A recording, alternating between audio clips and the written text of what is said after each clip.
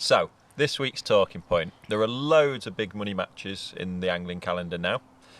Last week we saw the first of the Dynamite Baits in the Mix events at Hayfield Lakes. How big can matches go? So by this I mean in terms of entries and the total payout. Could a match ask £1,000, for example, to enter? Say 50 people enter and just make it massive money, massive entry. How big do you reckon it can go? I think it could go. I don't think it could go to £1,000, but I think for individuals you're about at it. I think about at the limit without some sort of backers. So I would love to see it, and I'd love to have seen it in the past. And I've written about it before. Different formats where you get basically companies entering the anglers into events. Maybe a bit like Formula One does, or I think right at the top, if you could narrow the field down to maybe 10 or 15 guys, you could then have companies backing the events. Almost a professional league of anglers. I think that's where and to be fair, I thought that was the next step maybe 5 years ago. And I think that's the next step now. So like 10 companies, they pick two of their top anglers each. I put the blueprint together. I gave it to me and John Arthur actually talked about it. Actually gave the idea to Rob Hughes. I think Rob Hughes actually put it to someone, but it just doesn't have time. But just a Formula One in fishing.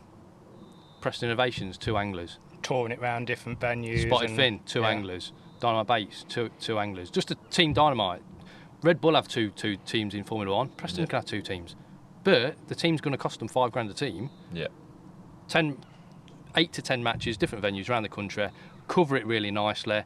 You get the same people featuring each time. Angling needs, and this is where I think angling's really failing. Angling needs not a different winner of each event. It doesn't want. We're trying to portray ourselves, and when we're actually covered by the mainstream media, we're trying to portray ourselves as bin man comes good, or this bloke welds for a living, and now all of a sudden he's won 50 grand on Fishermania. It's the FA Cup, anyone can win. We need a few characters that people can latch onto, sit down, just like I used to do with poker or any other sport, sit down and go, I don't really know what this is, but I like this guy, I seen him last week. Yeah. He was on it, this guy's funny.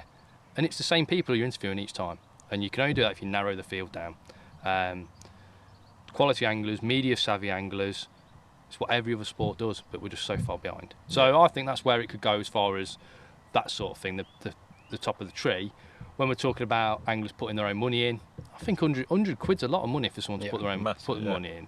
I also think, I know it was a Dynamite sponsored event, but I also think the prize breakdown could have been maybe staggered a little bit.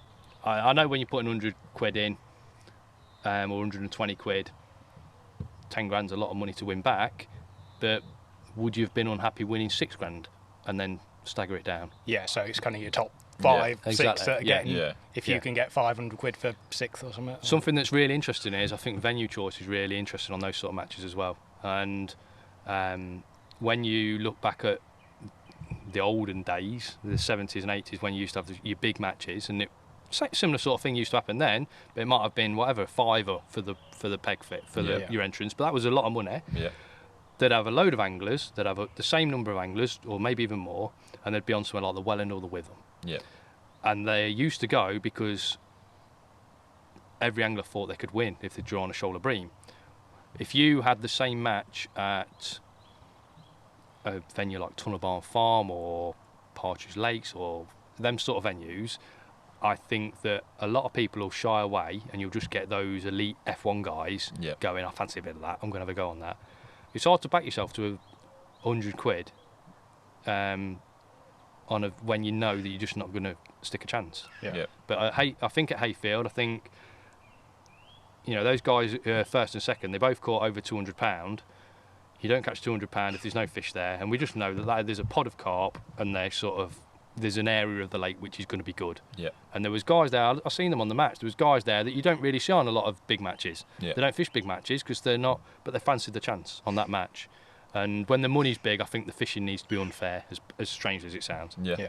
because there's always that chance. Yeah, you need to attract a it's the massive same. anglers. It's the same with the Fishermania qualifiers in a way, and other big money qualifiers. There's always that chance that you draw with a bit of room in a corner. All the wind's blowing down to you, and it just goes your way, and it happens. There's always that chance. There's always that one guy. Your way. I've got a guy who speaks to me, and he goes on the qualifier, and he'll say, "I think I'll book in for this weekend." Well, anyone will be able to win that because I think there'll just be a few good pegs there, and that's how he thinks. And I imagine a lot of people think that. Yeah, I suppose that's where if you turn up to Barton, like the peg one on the glebe and stuff, you've got them certain pegs that you think anyone's got a chance off that, and it doesn't matter who you're fishing against. If you fish a sensible match, you're in with a decent shout. But kind of obviously going back to that, looking at Fisho qualifiers and Maver and stuff, you're saying kind of 125 is the maximum for one of those, but do you think people could change the mentality a bit on the fact that